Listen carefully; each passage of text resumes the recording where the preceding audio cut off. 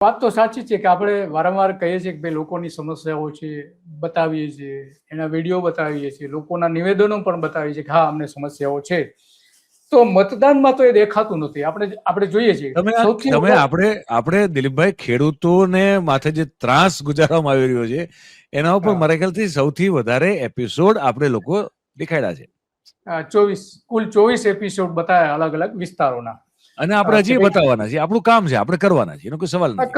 કરવાના લોકોનો અવાજ તો આપણે રજૂ કરવાના છીએ. ભલે એના પરિણામો તાલુકા કક્ષાએ જે તકલીફો છે, જિલ્લા કક્ષાએ જે તકલીફો છે, માનો કે ચૂંટણીમાં એના પરિણામો ન આવે પણ સરકાર તો કમસે કમ થોડું ધ્યાન આપશે અથવા તો લોકો તો જાગૃત થશે, એટલું તો થશે.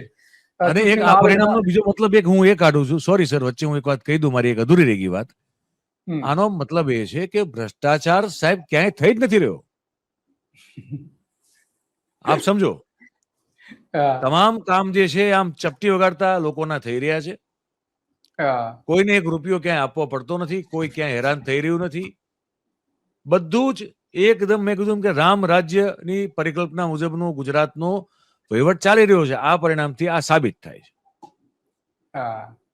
એવું જ છે ને, કારણ કે આપણે જે રીતે જોઈએ છે કે જે પક્ષવાર જે મત મળેલા છે એનું જો આપણે એનાલિસિસ કરીએ